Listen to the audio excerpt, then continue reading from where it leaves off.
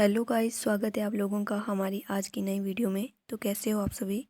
Hope so आप सभी अच्छे होंगे। आज का जो हमारा प्रश्न है वह है, पर्यावरण शब्द से क्या अभिप्राय है? पर्यावरण की परिभाषाएं, विशेषताएं व इसके उद्देश्यों का वर्णन करें। तो चलिए स्टार्ट करते हैं आज की हमारी वीडियो। देखिए, पर्यावरण शब्द फ्रेंच भाषा के शब्द एनवायरनमेंट से लिया गया है, जिसका अर्थ है आसपास का वातावरण या पारिस्थितिक तंत्र। सौर मंडल के ज्ञात ग्रहों में से पृथ्वी इकलौता ऐसा ग्रह है जहाँ जीवन जीना संभव है, और इसका प्रमुख कारण है वातावरण। सामान्य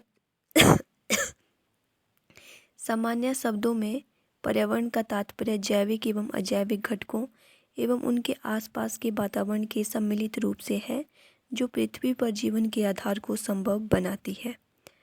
अंत में हम कह सकते हैं, पर्यावरण एक प्राकृतिक परिवेश है जो पृथ्वी पर जीवन को विकसित, पोषित एवं समाप्त होने में मदद करता है। पर्यावरण संरक्षण अधिनियम 1986 के अनुसार पर्यावरण किसी जीव के चारों ओर घिरी भौतिक एवं जैविक दशाओं एवं उनके साथ अंतर क्रियाओं को सम्मिलित करता है। नेक्स्ट हम बात करेंगे पर्यावरण की परिभाषाएं। प्रसिद्ध अमेरिकन विद्वान हर्शकोविट के अनुसार पर्यावरण शब्द संपूर्ण बाहरी परिस्थितियां और उनका जीवधारियों पर पड़ने वाला प्रभाव, जो जैव जगत के विकास चक्र का नियामक है।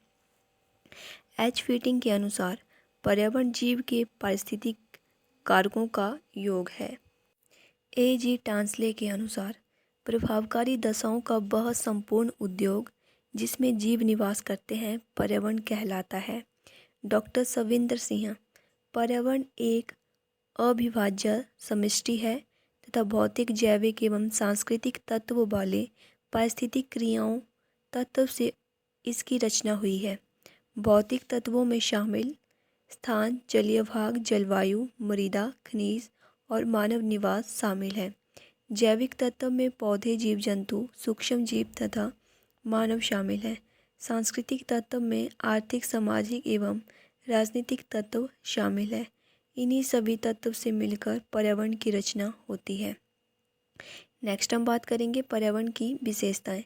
पर्यावरण जो है विविध तत्व का अविभाज्य समूह है। पर्यावरण अपार शक्ति का भंडार है। पर्यावरण में विशेष भौतिक प्रक्रिया शामिल है। पर्यावरण का प्रभाव दृश्य और दृश्य दोनों प्रकार का होता है। पर्यावरण सतत परिवर्तनशील है। पर्यावरण स्वनियंत्रित एवं स्वपोषित पर आधारित है। पर्यावरण में क्षेत्रीय विविधता पाई जाती है। पर्यावरण में पार्थिक एकता समान है।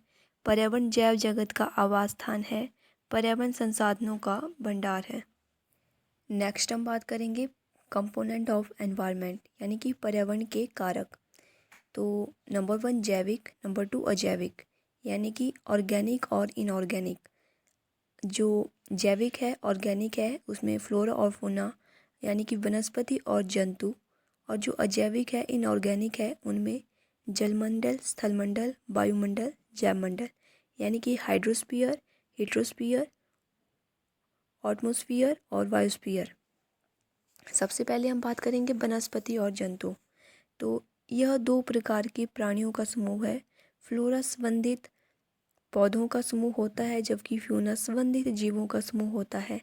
फ्लोरा की बात करें तो इसमें पौधे शामिल होते हैं, जैसे कि पेड़, घास, झाड़ियाँ, वनस्पति आदि, और ये धरती पर जीवन जीने के लिए महत्वपूर्ण होते हैं।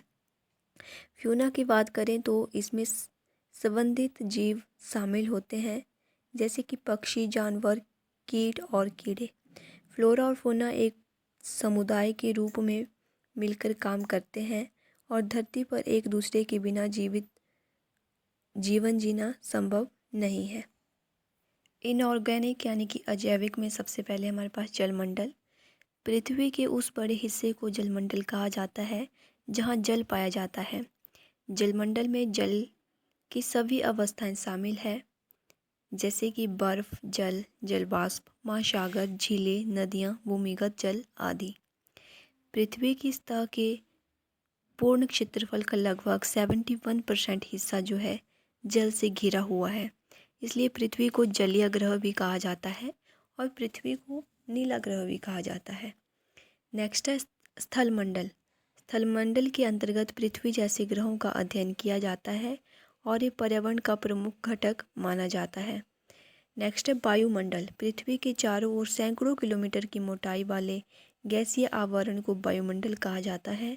वायुमंडल विभिन्न गैसों का मिश्रण है जो पृथ्वी को चारों ओर से घेरे हुए है। नेक्स्ट है जैवमंडल। पृथ्वी के समस्त जीव तथा उसके आसपास का पर्यावरण जिससे इन जीवों की पारस्परिक क्रिया होती रहती है मिलकर जैवमंडल की रचना करते हैं। जैवमंडल को 3 प्रमुख भागों में विभाजित किया जाता है: स्थलमंडल, वायुमंडल, जलमंडल। जैवमंडल में प्रचुर मात्रा में पाए जाने वाले जीव समुद्र की स्तर से 200 मीटर नीचे से लेकर समुद्र तल के लगभग 6000 मीटर के ऊपर तक पाए जाते हैं। जैवमंडल कहा जाने वाला भाग स्थल, जल तथा वायुमंडल का मिलन स्थान होता है।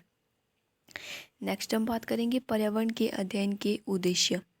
जैव विविधता के संरक्षण के लिए आधुनिक पर्यावरण अवधारणा को स्पष्ट करना पर्यावरण के अध्ययन का एक मुख्य उद्देश्य है। प्राकृतिक संसाधनों का अधिक कुशलता से उपयोग करना। नंबर 3, आबादी और समुदायों में जीवों के बीच अंतर संबंध जानने के लिए। नंबर 4, स्थानीय, राष्ट्रीय एवं अंतर्राष्ट्रीय स्तर पर पर्यावरण के मुद्दों एवं समस्याओं के बारे में लोगों को जागरूक एवं शिक्षित करना। नंबर 5, विभिन्न प्रकार के अनुभव प्राप्त करना और पर्यावरण एवं इसकी संबंधित समस्याओं के बारे में एक बुनियादी समझ और ज्ञान प्राप्त करना। नंबर 6, पर्यावरण के लिए चिंता का एक दृष्टिकोण प्राप्त करना। नंबर 7, पर्यावरणीय समस्याओं की पहचान करने और उन्हें हल करने के लिए कौशल हासिल करना। नंबर 8, पर्यावरण के सुधार एवं संरक्षण के लिए उपायों का मूल्यांकन करने की क्षमता विकसित करना। नंबर 9, पर्यावरण के बारे में सार्वजनिक जागरूकता की आवश्यकता। तो ये थे हमारे पास पर्यावरण के अध्ययन के मुख्य उद्देश्य। नेक्स्ट हम बात करेंगे scope of environment. Number 1, environmental science. ये पर्यावरण प्रणाली, वायु, जल, मिट्टी एवं भूमि के वैज्ञानिक अध्ययन तथा पर्यावरण के साथ मानव क्रियाकलापों के परिणाम स्वरूप होने वाले पर्यावरणीय नुकसान से संबंधित है।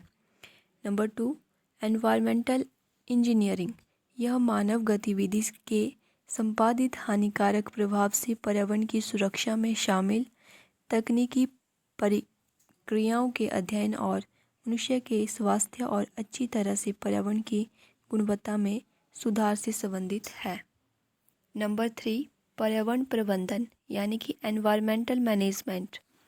यह उद्यम तथा परियोजनाओं के भौतिक, सामाजिक एवं आर्थिक वातावरण के लिए उचित संबंध को बढ़ावा देता है। पर्यावरण प्रबंधन पर्यावरण की संरचना, प्रकृति, समाज और पर्यावरण के प्रभाव का आकलन, प्रदूषण के अर्थशास्त्र, रोकथाम आदि क्षेत्रों को कवर करता है। तो ये थी आज की हमारी वीडियो। आशा करती हूँ आप लोगों को वीडियो अच्छी लगी होगी। प्लीज़ वीडियो को लाइक ज़रूर कीजिएगा और साथ में आप कमेंट भी कर सकते हो और प्लीज़ बताइएगा ज़रूर कि आप वीडियो कहाँ से देख रहे हो और आप कहाँ से मास्टर कर रहे हो। इसी के साथ थैंक यू सो मच।